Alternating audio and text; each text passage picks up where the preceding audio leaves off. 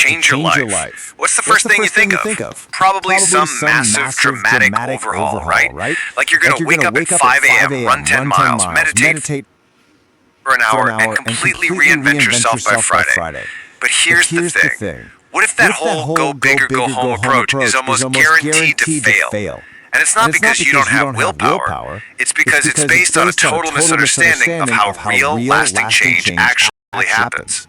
And boom, this quote right here, it gets to the absolute heart of it. The core idea of Atomic Habits is that we get it backwards. We think we need these huge, defining moments, but we completely overlook the power of making tiny improvements every single day. True transformation, it comes from consistency, not some short burst of intensity. All right, let's really dig into why this all-or-nothing mindset is such a trap.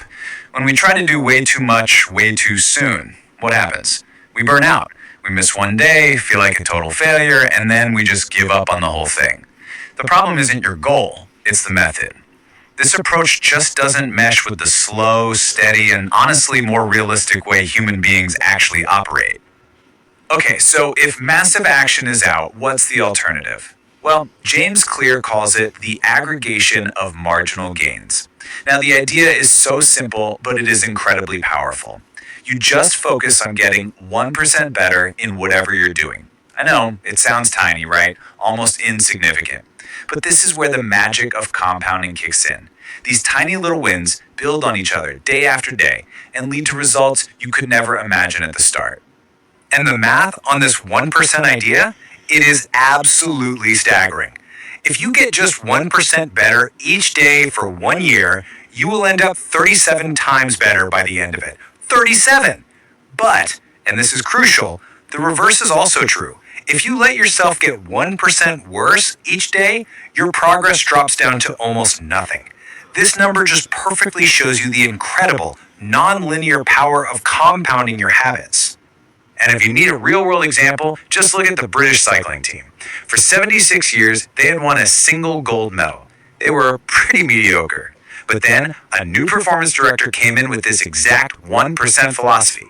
They started finding tiny improvements everywhere. We're talking redesigned bike seats for more comfort, rubbing alcohol on the tires for better grip, even teaching the riders the best way to wash their hands to avoid getting sick. Individually, who cares, right? But together, they absolutely dominated the Olympics. But there's a catch. Of course there's a catch. When you first start making these 1% changes, you often don't see the results right away. You work out for a week, you don't have a six-pack. You save a little money, you don't feel rich. This time period, where you're putting in a ton of effort but seeing no reward, this is what James Clear calls the plateau of latent potential. And you know what? This is where most people give up. Think about it like this. Imagine you have an ice cube in a room that's 28 degrees. You start to raise the temperature. 29 degrees, 30, 31. Nothing seems to be happening, right? It's still a block of ice, but all that energy is being stored up. And then you hit 32 degrees and bam, it starts to melt.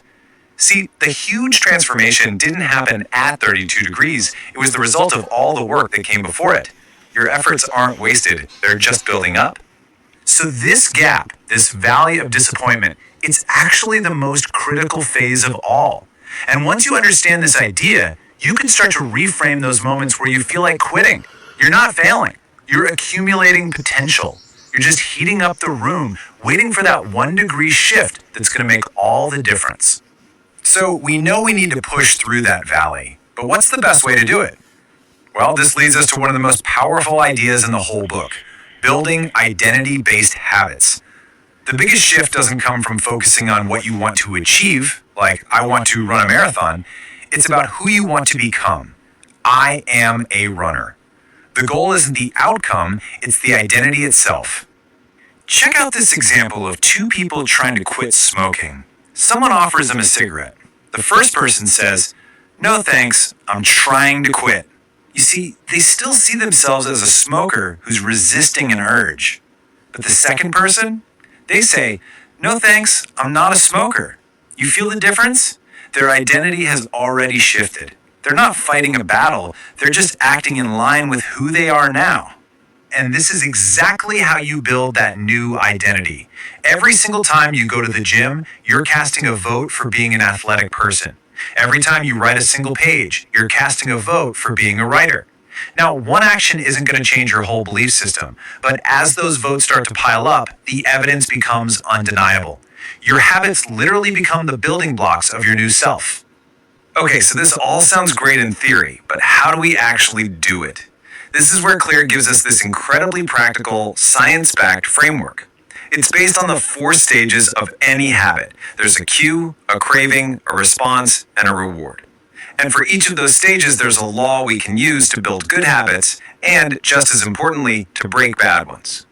And here it is, the whole system right here. If you want to build a good habit, you need to make the cue obvious, the craving attractive, the action easy, and the reward satisfying. And if you want to break a bad habit, you just do the exact opposite. Make it invisible, unattractive, difficult, and unsatisfying. It's really that simple. It's a perfect little checklist for engineering your own behavior.